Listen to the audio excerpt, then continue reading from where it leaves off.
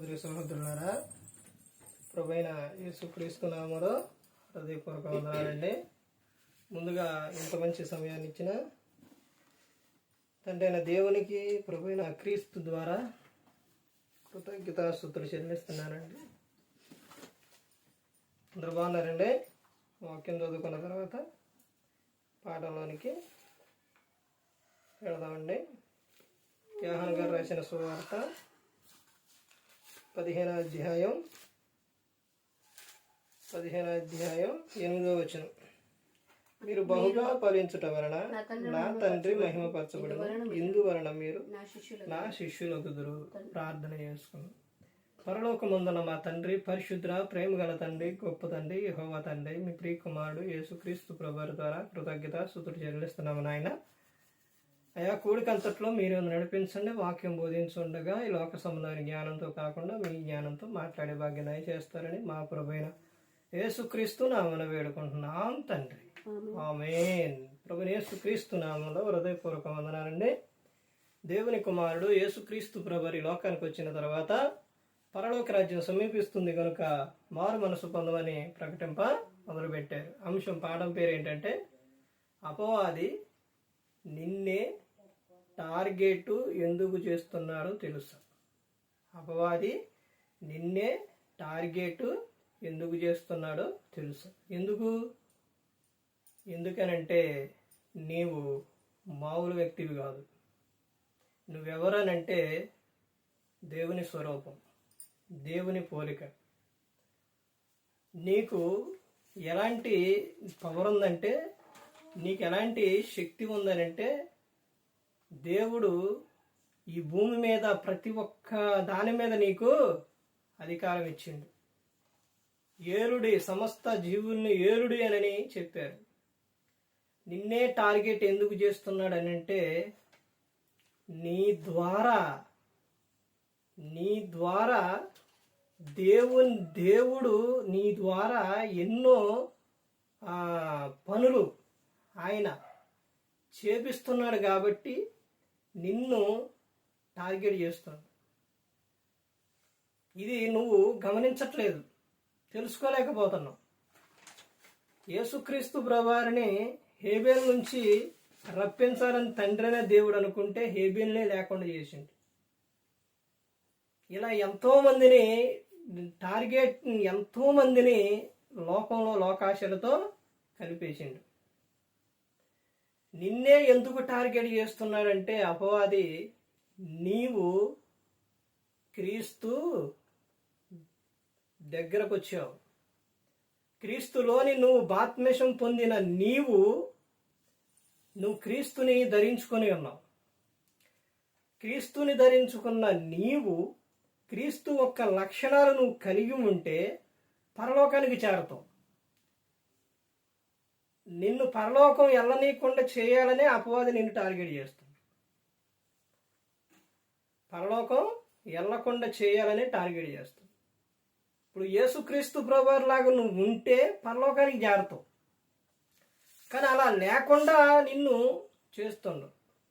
నిన్నే ఎందుకు టార్గెట్ చేస్తున్నాడంటే, నువ్వు చేస్తున్న పని ఏంటి అని అంటే, నీవు క్రీస్తుని గురించి ఇతరులకు చెబుతున్నావు.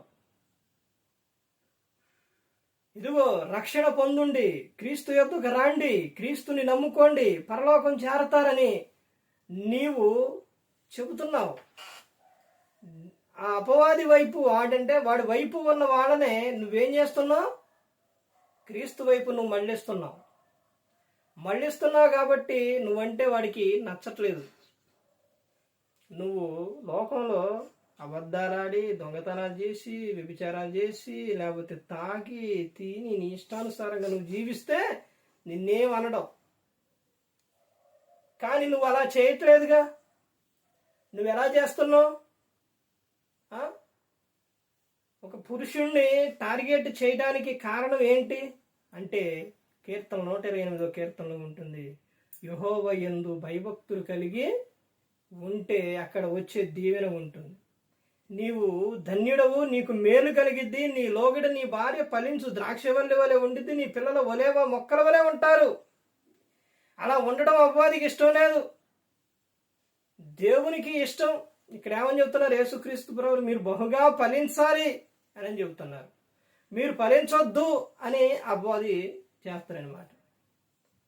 నిన్నే టార్గెట్ ఎందుకు చేస్తున్నాడు ఒక్కసారి ఆలోచించు. స్త్రీలను ఎక్కువ టార్గెట్ ఎందుకు చేస్తారు అపవాది? ఎందుకనంటే స్త్రీ ఇంట ఉండి భర్తకు పిల్లలకు వాక్యం చెబుతుంది. ఆ తర్వాత స్త్రీ ప్రార్థన చేస్తుంది. ఎలా చేస్తుంది? కన్నీటితో ప్రార్థన చేస్తుంది, దేవునికి మొరపెట్టుకుంటుంది, వాక్యం చదువుతుంది, భర్తని ప్రేమగా చూసుకుంటుంది, భర్తకు లోబడుతుంది, పిల్లల్ని చక్కగా ప్రేమగా చూసుకుంటుంది. ఇన్ని విధాలుగా నువ్వు అన్ని మంచి లక్షణాలు మంచి క్రియలు చేస్తూ ఉంటే అందుకే నిన్ను టార్గెట్ చేస్తాను. అదే నువ్వు ప్రార్థన చేయలేదనుకోండి, నీ భర్త మాట వినలేదనుకోండి, నీ పిల్లల్ని సరిగా చూడలేదనుకోండి, నిన్ను ఎందుకు టార్గెట్ చేస్తారు? కానీ నిన్ను టార్గెట్ చేయడానికి కారణం ఏంటంటే నువ్వు వాక్యానుసారంగా జీవిస్తున్నావు, నువ్వు ప్రేమ కలిగి ఉన్నావు, నువ్వు లోకంలో ఉన్న వారిలాగా లేవు, నువ్వు ప్రత్యేకంగా ఉన్నావు, నువ్వు పరిశుద్ధంగా జీవిస్తున్నావు, నువ్వు ఇతరులని బలపరిచే మాటలు చెబుతున్నావు, దేవుని మాటలు చెబుతున్నావు నీవు. అందుకని నిన్ను టార్గెట్ చేస్తున్నాడు. అందుకని నిన్ను టార్గెట్ చేస్తున్నాడు. నువ్వు నీ కుటుంబం విషయానికి వచ్చేసరికి కుటుంబాన్ని కట్టుకునే విషయాల్లో నీవు జ్ఞానం కలిగి ఉన్నావు. నీ భర్తకు ఏది అవసరమో, కుటుంబంలో ఏది అవసరమో ఇవన్నీ నువ్వు జాగ్రత్త కలిగి ఉన్నావు. నువ్వెవరివేనంటే గుణవతి అయిన భార్యవే. ఇంటి వారి ఒక నడత కనిపెడతావు. ఇంటి వారికి వారి అవసరం ఏదో అవసరం ఉందని ముందే నువ్వు కనిపెట్టి వారికి అవసరం తీరుస్తావు. తర్వాత ఇంటి వారికి చలి తగలకుండా రక్షణ నీవు సిద్ధపరుస్తూ, ఒక కాలం వస్తుంది అని అంటే, యాసవ కాలం వస్తుందంటే యాసవ కాలంలో బాగా వేడి వస్తుంది కాబట్టి ఇంటి వారికి ఏం కావాలి? ఫ్యాన్ కావాలి. ఇవన్నీ కూడా ప్రతి ఒక్కటి నువ్వు జాగ్రత్త చేస్తున్నావు. వర్షాకాలం వస్తుంది, ఆ వర్షాకాలానికి ఏమైతే అవసరం అది నువ్వు సిద్ధపడు. చలికాలం వస్తుంది, ఈ దుప్పట్లు కావాలి, ఇవన్నీ కావాలి, ప్రతి ఒక్కటే నువ్వు అన్నీ రెడీ చేస్తున్నావు. అదేవిధంగా వీళ్ళు వాక్యానుసారంగా ఉండాలి, వాక్యానుసారంగా నడవాలి, వీళ్ళు పరలోకం చేరాలని వాళ్ళ రక్షణ నిమిత్తం నువ్వు కనిపెడుతున్నావు, వాళ్ళ నడతలు కనిపెడుతున్నావు. అందుకనే నిన్ను టార్గెట్ చేస్తుంటావు. అది ప్రతి ఒక్కరు కూడా గమనించుకోవాలి. నీకే శోధనలు ఎందుకు వస్తున్నాయి, నీకే బాధలు ఎందుకు వస్తున్నాయి, నీకే నిందలు ఎందుకు వస్తున్నాయి అని అంటే నువ్వు దేవుని పక్షాన ఉన్నావు, నువ్వు దేవుని మాట వింటున్నావు. కాబట్టి అపవాది ఆడి అనుచరుల్ని లేపి నిన్ను భక్తిలో నుంచి దూరం చేయాలని, ఏదో విధంగా నిన్ను దేవునిలో లేకుండా చేయాలనే ఇతరుల పట్ల నీకు బాధలు కలిగిస్తావు. నీ భర్త ద్వారానే నీకు బాధ కలిగిస్తావు, నీ భార్య ద్వారానే బాధ కలిగిస్తావు, నీ కుటుంబం ద్వారానే నీకు బాధ కలిగిస్తావు. ఎందుకనంటే నువ్వు పరిశుద్ధంగా జీవిస్తున్నావు, నీ పరిశుద్ధతను పోగొట్టాలి, దేవుళ్ళు లేకుండా చేయాలి అనే వాడు టార్గెట్ చేస్తూ ఉన్నాడు. నువ్వు బహుగా ఫలించాలి అని దేవుడు కోరుకుంటాడు. నీ కుటుంబం ఎలా ఉండాలంటే దినదినము అభివృద్ధి చెందాలి. ధనం విషయంలో కానీ, ఈ లోకంలో పనుల విషయాల్లో కానీ, తర్వాత దేవుని పనుల విషయాల్లో కానీ, ప్రతి ఒక్క విషయంలో కూడా నీవు అభివృద్ధి చెందుతున్నావు. నువ్వు నీ అభివృద్ధిని ఆపు చేయాలని వాడు టార్గెట్ పెట్టుకున్నాడు. ఎందుకనంటే నీకేమీ లేకపోతే నువ్వేం చేస్తావు? నేను భక్తి భక్తి భక్తి అంటుంటే, ప్రార్థన చేస్తుంటే, నేనెంత ఇదిగా ఉంటే దేవుడు నాకు ఏమి ఇచ్చిండు, దేవుడు నాకు ఏం చేసిండు అని నువ్వు ప్రార్థన మానేయాలి, నువ్వు లోకంలోకి వెళ్ళిపోవాలి అనే అపవాది నిన్ను టార్గెట్ చేస్తుంది. ఇది నువ్వు గమనించుకోవట్లేదు. నువ్వు గట్టిగా అరుస్తూ ఉంటే వాళ్ళు సంతోషిస్తారు. ఎందుకో తెలుసా? ఇతరులు ఏంటి ఆ అట్టరిసిద్ది, ఏంటి వాళ్ళు అట్టకోపడతారు, ఏంటి ఆ ఇంట్లో ఎప్పుడు గోలే, ఏంటి వాళ్ళు అని వాళ్ళు అనుకుంటుంటే ఆహాహా ఓహోహోహో అని సంతోషిస్తారు అపవాది. నీ గృహంలో నుంచి మాట వినపడితే అది దేవుని మాట. ఒక ఏదన్నా వచ్చింది అని అంటే, ఒక విషయం బయటికి వెళుతుంది అని అంటే ఇతరులని బలపరిచే మాటలు. నీ కుటుంబంలో దేవుని పాట, దేవుని మాట అన్నీ ప్రతి ఒక్కటి కూడా ఇలా వస్తూ ఉంటే అది పిచ్చెక్కిపోయింది. అందుకని నిత్యం ప్రతి కుటుంబంలో కూడా కుటుంబ ప్రార్థన అనేది ఉండాలి. అందుకని దేవుడు చెప్తున్నారు కదా, నువ్వు ఓర్పు సహనం ఇవన్నీ కలిగి ఉండు అని చెబుతున్నారు. నువ్వు ఇవన్నీ కలిగి ఉంటే నీలో ఓర్పు లేకుండా చేయాలని, సహనం లేకుండా చేయాలని, దయ కరుణ ఇవేమి కూడా నీలో లేకుండా చేయాలని అపవాది నిన్ను టార్గెట్ చేస్తుంది. నీ కోపం పుట్టించాలి, నీలో ద్వేషం పుట్టించాలి, అసూయ పుట్టించాలి, ఒకరంటే ఒకరికి పడకుండా చేయాలి అని అపవాది నిన్ను టార్గెట్ చేస్తుంది. నువ్వెవరు అని అంటే, నీవు దేవునితో సహవాసం చేస్తున్నావు. ఆ సహవాసం నిన్ను చేయకుండా అపవాది చేయాలని నిన్ను టార్గెట్ చేస్తున్నాడు. నువ్వు దేవునితో సహవాసం చేస్తే దేవుని లక్షణాలు వచ్చేస్తాయి, క్రీస్తు లక్షణాలు వచ్చేస్తాయి. దేవుడు ఎవరనంటే ప్రేమస్వరూపి. నీలో ప్రేమ వచ్చేసిద్ది. ప్రతి ఒక్కరిని ఎవరినైనా చూడగానే నువ్వు ప్రేమగా మాట్లాడతావు, దయగా మాట్లాడతావు, జాలి పడతావు. అవేవి లేకుండా చెయ్యాలని అపవాది నిన్ను టార్గెట్ చేస్తుంది.